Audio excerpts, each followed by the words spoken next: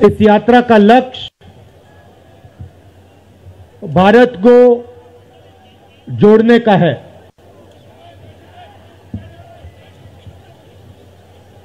जब हमने ये शुरू किया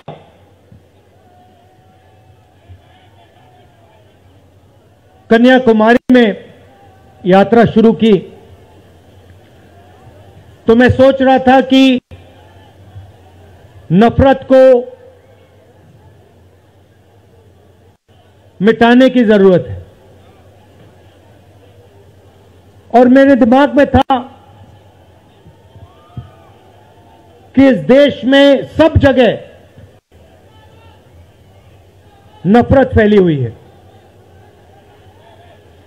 मगर जब मैंने चलना शुरू किया तो सच्चाई बिल्कुल अलग थी।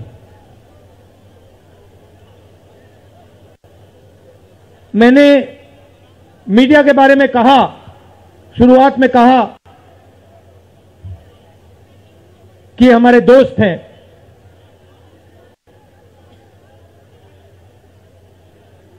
हैं, मगर हमारी बात टीवी पे कभी नहीं दिखाते हैं।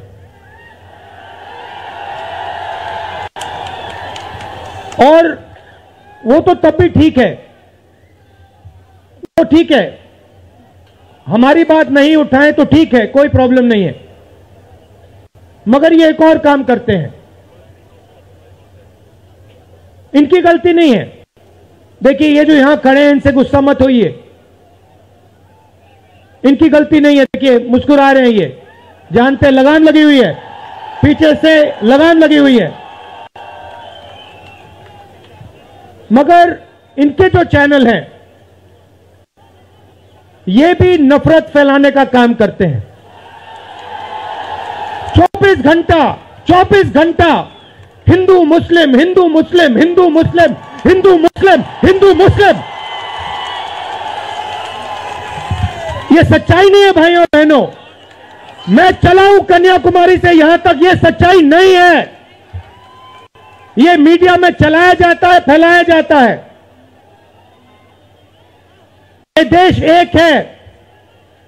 इन सड़कों पे लाखों लोगों से मिला हूं, सारे के सारे एक दूसरे से मोहब्बत करते हैं, प्यार करते हैं, गले लगते हैं। तो सवाल उठता है, क्योंकि ये नहीं कर रहे हैं, इनके पीछे जो शक्ति है, इनके पीछे जो शक्ति है वो कर रही है। तो सवाल उठता है, ये क्यों हो रहा है? जब सच्चाई ये है कि देश का आम नागरिक, चाहे हिंदू हो, मुस्लिम हो, सिख हो, ईसाई हो, किसी भी जात का हो, वो एक दूसरे से प्यार करता है, मोहब्बत करता है, एक दूसरे की इज्जत करता है। 90% लोग इस देश के एक दूसरे से प्यार करते हैं, मोहब्बत करते हैं, इज्जत करते हैं। देखिए मेरे सामने, ये देखिए, घूम के देखिए, ये जैन मंदिर है, गुरुद्वारा है, मंदिर है, मस्जिद है। ये है हिंदुस्तान। ये सच्चाई है हिंदुस्तान की, और ये नई बात नहीं है, ये हजारों साल से इस देश की सच्चाई है। प्यार से ये देश मिलकर एक साथ रहा है।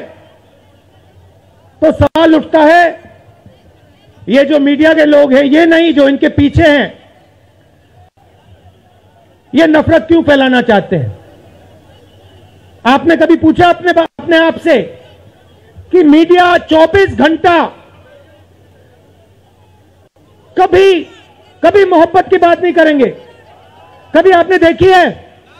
कभी टीवी पे देखा कि देखो एक हिंदुस्तानी दूसरे हिंदुस्तानी से गले लग गया? कभी देखा? नहीं, कभी नहीं दिखेगा। सही बात है ना? सही बात, कभी नहीं दिखेगा। इसका कारण है भाइयों और बहनों, मैं आपसे पूछना चाहता हूं, आप में से किसी का कभी जेब काटा गया है? आपका जेब काटा गया? आपका जेब काटा गया?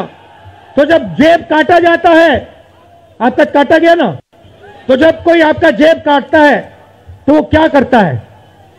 सबसे पहले उसे क्या करना पड़ता है? नहीं, ब्लेड तो बाद में आता है, मगर पहले क्या करता है? पहले वो आपके ध्यान को इधर करता है, आपके ध्यान को लेकर उधर ले जाता है। भाई और बहनों, ये जो करा जा रहा है आपके ध्यान को हटाने के लिए किया जा रहा है, और ये 24 घंटा करते हैं और फिर आपकी जेब काटी जाती है। बढ़िया बढ़िया, क्योंकि सच्चाई है।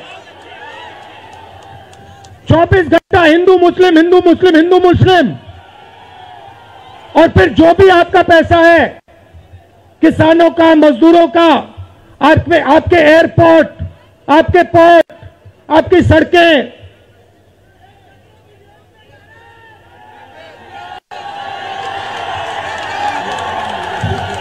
सीधा किसके जेब में? इनके मालिक के जेब में। इनको कौन चलाते हैं? नाम बताओ। देखो, सब जानते हैं, पूरा हिंदुस्तान जानता है। भाई और बहनों, ये नरेंद्र मोदी जी की सरकार नहीं है, ये अंबानी अदानी की सरकार है। ये सच्चाई है, और ये पूरा लक्ष्य इनका आपके ध्यान को इधर से उधर, उधर से इधर करने का है। मैं 2800 किलोमीटर चला हूं, 2800। मुझे कहीं नफरत नहीं दिखी, कहीं हिंसा नहीं दिखी, कहीं मारपीट नहीं दिखी, मगर जब मैं इनका टेलीविजन खोलता हूं 24 घंटे मुझे मारपीट, हिंसा, नफरत दिखाई देती है। क्यों? क्योंकि ये आपका ध्यान इधर से उधर ले जाना चाहते हैं।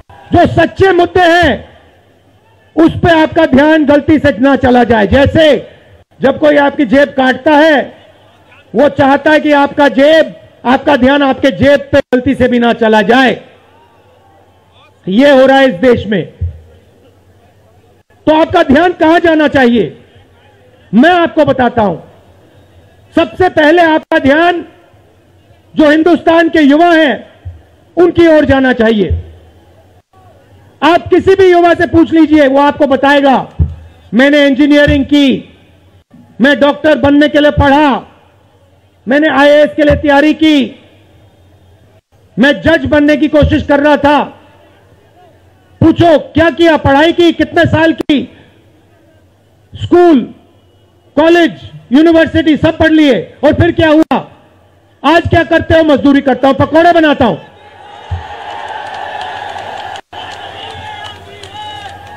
बेरोजगारी क्यों आई? मैं आपको बताता हूं। और जो हमारे छोटे व्यापारी हैं, जो स्मॉल और मीडियम बिजनेस चलाते हैं, आप अच्छी तरह सुनिए, क्योंकि आप इस देश के भविष्य हो। अगर इस देश को कोई रोजगार दे सकता है तो इस देश का किसान और ये जो छोटे व्यापारी हैं और स्मॉल और मीडियम बिजनेसेस चलाते हैं, ये लोग हैं। क्यों? क्योंकि ये लाखों हैं, ये लाखों में हैं, और कोई 100 लोगों को रोजगार देता है, कोई 500 को देता है, कोई 1000 को देता है, कोई 25 को देता है, कोई 33 को देता है, और ये लोग देश को रोजगार देते हैं। अब इनकी बात करते हैं। ये 24 घंटे लगे रहते हैं, बैंक के दरवाजे इनके लिए बंद होते हैं। हिंदुस्तान के 2-3 अरबपतियों को 1 लाख करोड़, 2 लाख करोड़, 3 लाख करोड़ ऐसे दिया जाता है। ये बैंक के सामने जाते हैं, इनको धकेल के निकाल दिया जाता है। राइट? अब क्या? ठीक है, बैंक का पैसा नहीं दिया तभी मान ली बात, तब भी मान ली बात, मगर फिर क्या किया? फिर प्रधानमंत्री ने नोटबंदी की और प्रधानमंत्री ने गलत जीएसटी लागू की। भाई और बहनों, ये पॉलिसी नहीं है, ये हथियार है। छोटे व्यापारियों को स्मॉल और मीडियम बिजनेस वालों को और किसानों को मारने के हथियार हैं ये। और जब इन्होंने ये काम किया तो देश के जो युवा हैं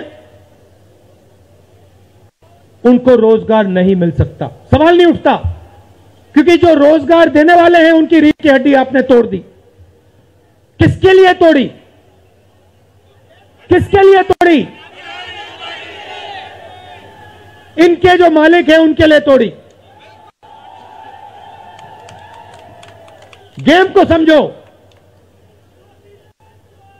अब देखिए, अब आगे चलते हैं। युवाओं की बात की, स्मॉल और मीडियम बिजनेस वालों की बात की, दुकानदारों की बात की। अब सड़कों पे मुझे हजारों किसान मिले हैं। एक सेकंड में पहचान लेता हूं, जैसे ही हाथ मिलाता हूं समझ आ जाता है ये मजदूर है या ये किसान है। हाथ से पता लग जाता है, छिले हुए हाथ होते हैं। अच्छा, एक और सवाल है जो मैं सोच रहा हूं।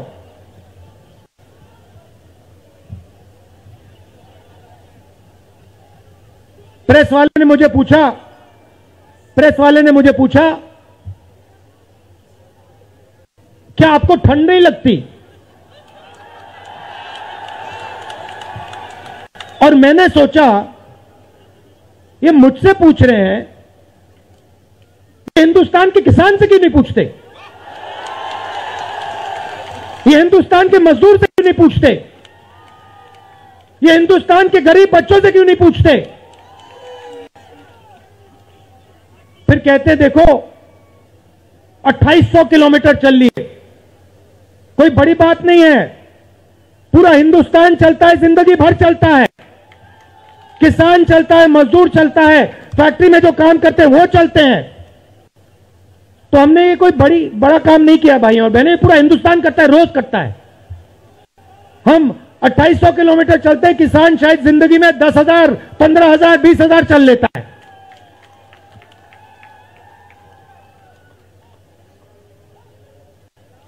तो मैं चाहता हूं कि ध्यान सही जगह जाए। अब बीजेपी ने धर्म की बात उठाई है, हिंदू धर्म की बात करते हैं। मैं आपसे पूछना चाहता हूं, हिंदू धर्म में कहां लिखा है कि गरीबों को, कमजोर लोगों को कुचलना चाहिए? कहां लिखा है? कहां लिखा है कि कमजोर लोगों को मारना चाहिए? कहां लिखा, मुझे बताओ। मैंने तो कहीं नहीं पढ़ा। मैंने गीता पढ़ी है, उपनिषद पढ़े हैं, कहीं नहीं पढ़ा मैंने।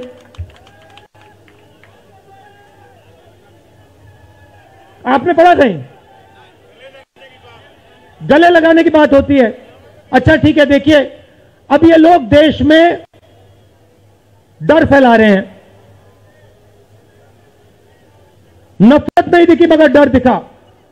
किसके दिल में डर? किसान के दिल में, युवाओं के दिल में, छोटे दुकानदारों के दिल में, स्मॉल और मीडियम बिजनेस जो चलाते हैं उनके दिल में, माताओं बहनों के दिल में। मुझसे कहती है राहुल जी, बीजेपी की सरकार में हम तो सड़क पर, शाम को सड़क पर नहीं निकल सकते। तो डर फैला दिया है। सही सही। अच्छा, आपने शिव जी की फोटो देखी है? उसमें उनका हाथ ऐसे देखा आपने? इसको क्या कहते हैं? इसको क्या कहते हैं? इसको अभय मुद्रा कहते हैं। इसका मतलब क्या होता है? इसका मतलब होता है डरो मत। तो शिव जी कहते हैं डरो मत, हिंदू धर्म कहता है डरो मत। और ये लोग 24 घंटा इस देश में डर फैलाने की कोशिश करते हैं। अच्छा, एक और मजे की बात बताता हूं आपको। मैं सोच रहा था, आपने ये यात्रा देखी होगी, इसमें आपको हिंसा दिखी? कहीं नहीं दिखी। किसी ने किसी को मारा? किसी ने गाली दी? नहीं। आपने इसमें नफरत देखी? बिल्कुल नहीं। इसमें किसी ने यह पूछा भैया तुम्हारा धर्म क्या है? किसी ने कहा भाई तुम हिंदू हो, मुसलमान हो, सिख हो, ईसाई हो, क्या हो? नहीं। किसी ने यह पूछा तुम स्त्री हो या पुरुष हो? किसी ने यह पूछा तुम्हारी क्या जात है? बिल्कुल नहीं। कपड़े भी नहीं पूछे, कपड़े भी नहीं पूछे। अच्छा, इसमें आपने देखा होगा, पता नहीं आपने देखा या नहीं, इसमें कुत्ते भी आए। कुत्ते भी आए इसमें, कुत्ते आए। और आपने अगर आप टीवी देख रहे होते आपने एक चीज देखी होगी, कुत्ते को किसी ने नहीं मारा, किसी ने नहीं मारा। इसमें गाय भी आई, भैंस भी आए, सुअर भी आए, मैंने देखा। वो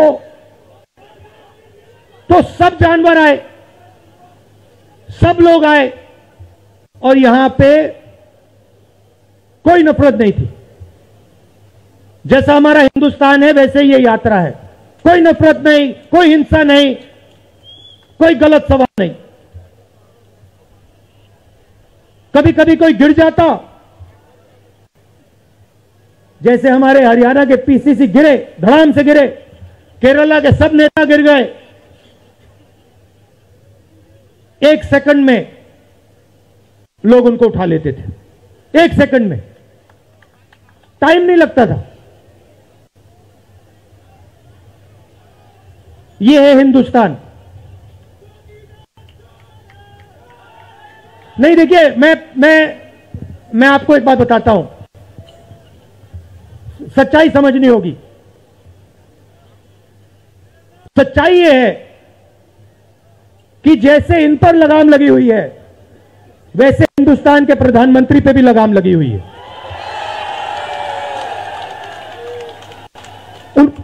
उनकी गलती नहीं है, वो संभाल नहीं पा रहे हैं, कंट्रोल नहीं कर पा रहे हैं, उनको कंट्रोल कर दिया है। नहीं, मैं सच बोल रहा हूं, मैं सच बोल रहा हूं। क्योंकि आप देखिए, एयरपोर्ट भी उनके, पोर्ट भी उनके, एग्रीकल्चर के स्टोरेज डिपो भी उनके, और क्या उनका, हाँ, लाल किला भी उनका, लाल किला भी उनका, सारे के सारे पब्लिक सेक्टर की कंपनियां उनकी, और क्या उनका, रेलवेज उनकी,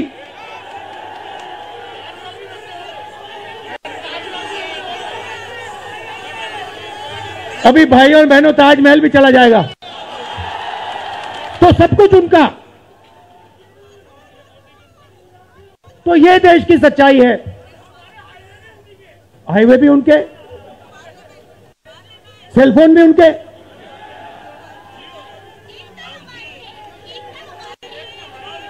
मगर सच्चाई हमारी।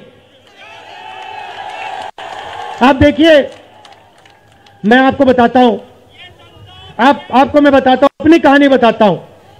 जब मैं राजनीति में आया, 2004 में आया,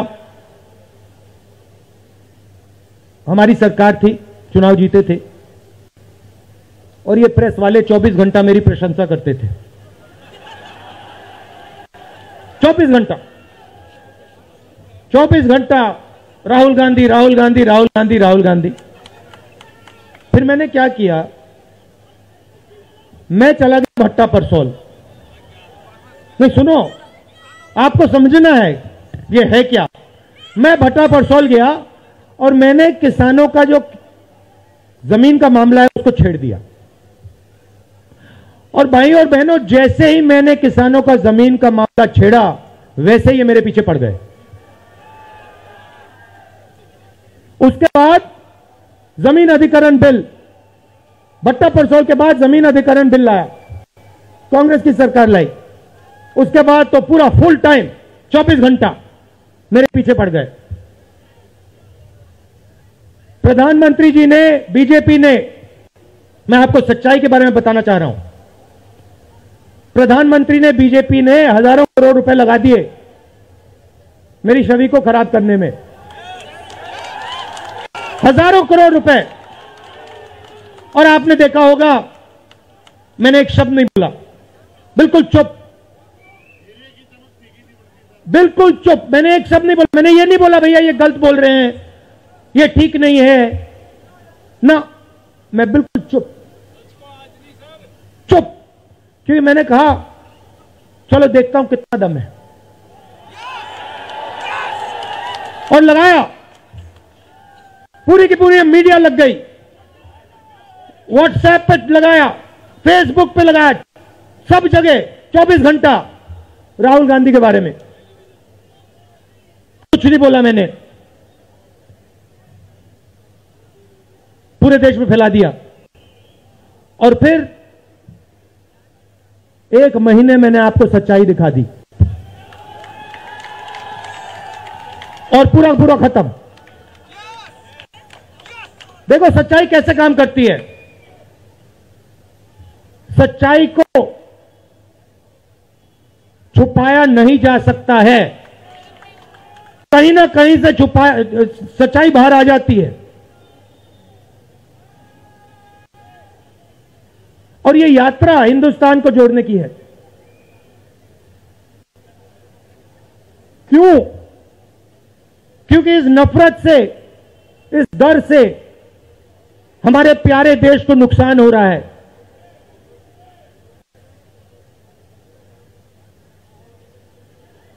यह सच्चाई है और इसीलिए हमने ये यात्रा कन्याकुमारी से लेकर कश्मीर तक शुरू की है। और ये जो हमारा तिरंगा है इसको हम श्रीनगर में जाके वहां पे लहराएंगे। और आप में से हजारों लोग हमारे साथ चलोगे, हजारों लोग चलोगे।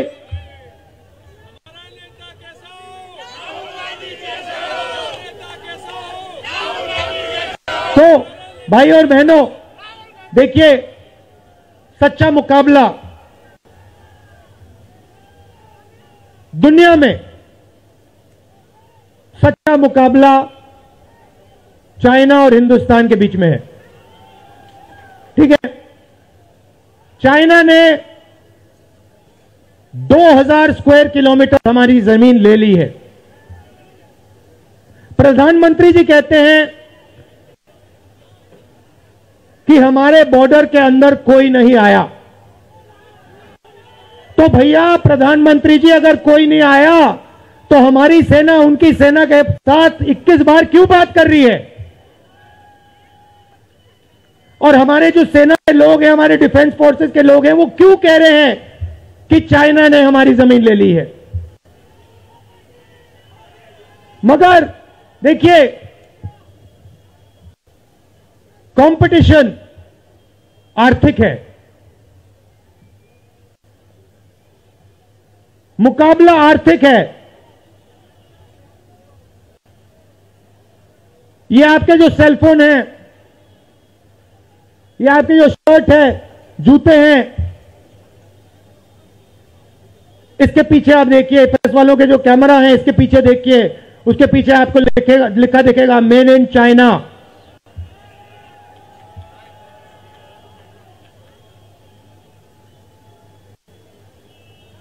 हमें शर्ट के पीछे, सेलफोन के पीछे, जूतों के नीचे मेड इन इंडिया लिखना है।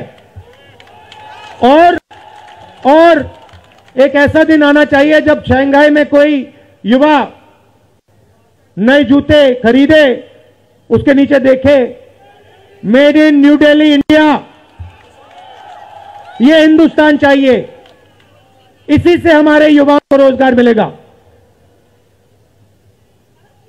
तो ये करना ही पड़ेगा, चॉइस नहीं है। और ये हम करके दिखा देंगे। ये देश कर सकता है, करके दिखा सकता है। आप सबने इतना प्यार दिया,